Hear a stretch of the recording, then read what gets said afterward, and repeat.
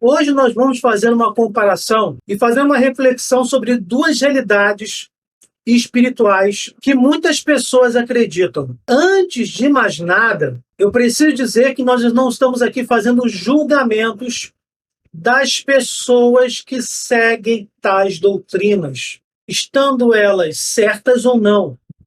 Nós estamos aqui para analisar tais doutrinas e se elas condizem com os ensinamentos dados por Jesus Cristo. A questão principal desse vídeo é: se eu sou cristão, se eu quero seguir a Jesus Cristo, se eu quero cumprir com aquela orientação, com aquela afirmação que o próprio Jesus faz quando diz: quem me ama, guarda os meus mandamentos. Se o cristão realmente precisa seguir a Cristo desta forma, e é evidente que sim, o que o próprio Cristo, o que o próprio Jesus falou sobre essas duas realidades, que são o purgatório e a reencarnação. Mas vocês podem perguntar: Marcos, por que purgatório e reencarnação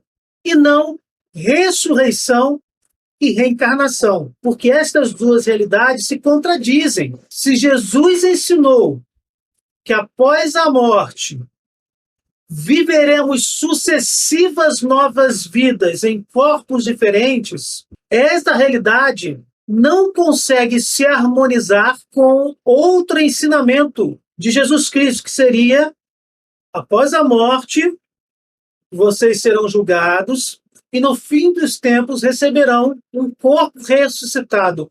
O mesmo corpo, o único corpo, agora ressuscitado, corpo este utilizado durante a sua peregrinação mortal. Se Jesus, esta é a primeira hipótese, se Jesus ensinou essas duas realidades, elas se anulam. E o Cristo é incoerente. E o Mestre enlouqueceu. E nós sabemos que Jesus Cristo não é incoerente nem insano. Jesus só ensinou uma dessas realidades. A reencarnação foi completamente rejeitada por Jesus Cristo.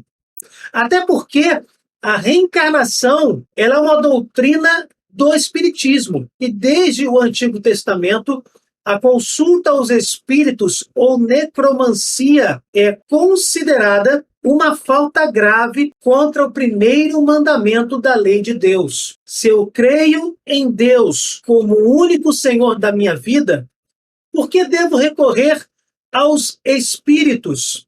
E aí, por semelhança, a adivinhação, a magia, a horóscopo, a superstição e assim por diante. Na própria parábola do rico e do Lázaro, Jesus deixa bem claro que após a morte vem juízo particular, como ele também disse através de Paulo em Hebreus 9, 27. Na parábola temos, como já dito, um juízo após a morte. O rico vai para o inferno e Lázaro, que fez o bem nesta terra, vai para a mansão dos mortos, para o seio de Abraão, para uma realidade próxima do céu, porque naquele momento o céu estava fechado, pois Jesus Cristo ainda não tinha dado a sua vida pelo resgate de muitos, para que a possibilidade da comunhão plena com Deus fosse restaurada. Exatamente por estes conceitos, a reencarnação é completamente oposta à ressurreição. E não é este o tema deste vídeo. O que queremos responder é: reencarnação é uma questão de justiça ou é a realidade do purgatório que traz realmente a justiça? Um ponto interessante: segundo a doutrina da reencarnação, estas reencarnações sucessivas acontecem para que a dita alma humana possa reparar os seus erros e os seus pecados cometidos na vida anterior. Já temos um problema muito grave nesta doutrina, porque ela é muito contraditória, depende de cada corrente que a defende, ou de cada religião que abraça tal realidade? Alguns vão dizer que a alma humana pode reencarnar em um animal, outros em vegetais. Outros vão dizer que negro só pode reencarnar em negro e branco só pode reencarnar em branco, com uma interpretação completamente absurda e preconceituosa. Já temos esse problema. Mas vamos supor, vamos colocar como limite, como muitos conhecem, que reencarna num corpo humano, num próximo corpo humano.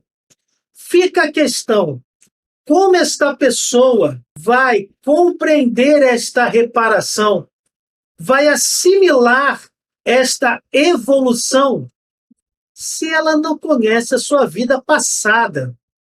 Ela cometeu pecados numa vida A, morreu, reencarnou numa vida B, está evoluindo com uma certa condição nesta vida B, ou nasceu pobre, ou nasceu deficiente, conceitos completamente absurdos, e como se fosse consequência dos pecados cometidos na vida A. Mas essa pessoa, meus irmãos, ela não sabe, ela não conhece os seus pecados da vida A.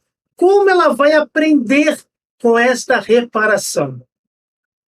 Alguém desavisado vai dizer, simplesmente, através da técnica das vidas passadas, através de alguma atividade mediúnica. Nós sabemos que a ciência já comprovou que tais fenômenos cientificamente não tem nada de extraordinário, não comprova a vida transcendental e muito menos a existência da reencarnação. E mais, se a salvação é universal, se Jesus deixou bem claro que a salvação é para todos, que a doutrina da salvação não pode estar reduzida a um grupo seleto de iniciados, como somente alguns vão poder saber o que fizeram na sua vida passada, para aí sim poder reparar de forma consciente os pecados desta vida A numa vida B. A catolicidade da Igreja, a universalidade da salvação, a necessidade de que a verdade seja acessível para muitos, para todos, bate de frente com esta doutrina reducionista, que só vai, de repente, nós sabemos que isso não é possível, mas de repente só vai esclarecer a evolução de algumas pessoas numa segunda vida, terceira vida reencarnada. Não tem o menor sentido você reparar erros de faltas que você não se lembra. Não é uma questão de justiça. Agora, a realidade do purgatório, que pode acontecer logo após a morte, única morte, Hebreus 9, 27, os homens só morrem uma só vez, e logo em seguida vem julgamento. Após a morte, se esta pessoa iluminada por Jesus Cristo vê que precisa verificar, que precisa de purificação antes de chegar ao céu, ela irá para a realidade espiritual do purgatório, da purificação póstuma. E tal doutrina do purgatório encontra confirmação em várias passagens bíblicas. Por exemplo, leva em consideração que, apesar de nós termos os nossos pecados perdoados no sacramento da confissão, pecados mortais, pode acontecer de, apesar desses pecados serem perdoados pelo sacramento da confissão, banhado no sangue redentor de Jesus Cristo, pode acontecer desses pecados deixarem desordens espirituais, danos que ainda precisam ser reparados nesta vida. Porque não basta apenas pedir perdão por um pecado cometido, mas ter o arrependimento eficaz e reparar o dano que este pecado provocou. Se não for possível, por uma série de situações, se através dos exercícios espirituais de piedade, caridade e misericórdia, esta purificação não for realizada nesta vida, essas desordens espirituais podem ser perdoadas nesta purificação póstuma. Aqui nós temos lógica, nós temos justiça, porque ninguém vai entrar no céu com desordens espirituais, com jeitinho, de forma mágica. É preciso reparar o pecado, perdoado, inclusive, se isto for necessário. É uma questão do amor de Deus, que vê, contempla a nossa pequenez e nos ajuda na purificação dos nossos pequenos pecados e ou de desordens espirituais provocadas por pecados mortais, pecados graves, já perdoados, numa realidade após a morte. O purgatório também é banhado no sangue redentor de Jesus Cristo, porque é através desta realidade que tais faltas são perdoadas, lavadas no sangue do Cordeiro de Deus. Realidade completamente fundamentada biblicamente e que não colide com a realidade da ressurreição e que traz a reparação de faltas ou desordens espirituais para uma pessoa que tem consciência do cometimento de tais faltas, ao contrário do que acontece na realidade da reencarnação, que não tem o menor sentido. O purgatório, este sim, realidade legítima, completamente fundamentada pelos ensinamentos de Jesus Cristo. O purgatório, tal realidade leva em consideração um Deus justo e misericordioso. Justo, como já foi dito, porque permite que nós nos purifiquemos das nossas menores faltas, consciente dessas faltas, para que não adentremos ao céu manchados. E também nesse sentido temos a misericórdia, porque nós, seres humanos, pequeninos, com o nosso valor finito, nós não somos capazes de reparar nenhum pecado, nenhuma ofensa feita a alguém que tem majestade infinita, eterna, que é o próprio Deus. Misericórdia porque Jesus, Deus, segunda pessoa da Santíssima Trindade, o Verbo de Deus que se fez carne, ele assumiu a nossa natureza humana e deu a sua vida divina para pagar essas faltas. Elas estão pagas, nós estamos justificados, mas justamente porque Deus não precisava fazer isso, por pura misericórdia, por conhecer nossa miséria e nossa pequenez, ele nos dá esta oportunidade de abraçarmos esta misericórdia, de nos unirmos ao corpo místico de Cristo e fazendo nossa parte. Aqui na terra e na purificação após a morte, no purgatório, se for necessário, Deus nos permite que façamos a nossa parte dentro da nossa pequenez e da nossa miséria, valendo-se sim da compaixão, do amor e da misericórdia eternos de nosso Deus amado. Somente levando em consideração que Jesus morreu por nós na cruz e que Ele é Deus, somente desta forma podemos dizer que há por parte de Deus justiça e misericórdia no desejo ardente de nos salvar. A reencarnação, por outro lado, não leva em consideração o sacrifício de Jesus na cruz.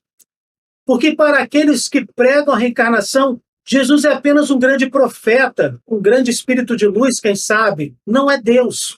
O seu sacrifício de nada vale. A reencarnação coloca o homem no centro desta equação. Ele, sozinho, por si mesmo, pode buscar a sua evolução e a sua salvação, podemos dizer assim, através destas pretensas, sucessivas reencarnações.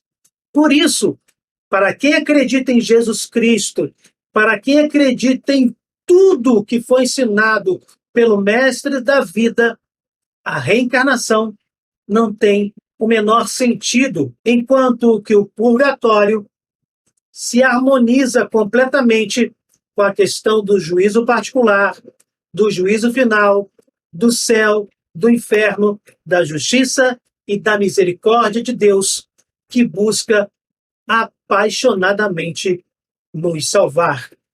Senhor Jesus, eu creio, mas aumentai a minha fé. Ó sangue e água que jorrastes do coração de Jesus como fonte de misericórdia para nós, eu confio em vós. Se vocês gostaram, deixem o seu like, compartilhem, cliquem no sininho, se inscrevam no canal. Fiquem com Deus, desculpem qualquer coisa e até o próximo vídeo.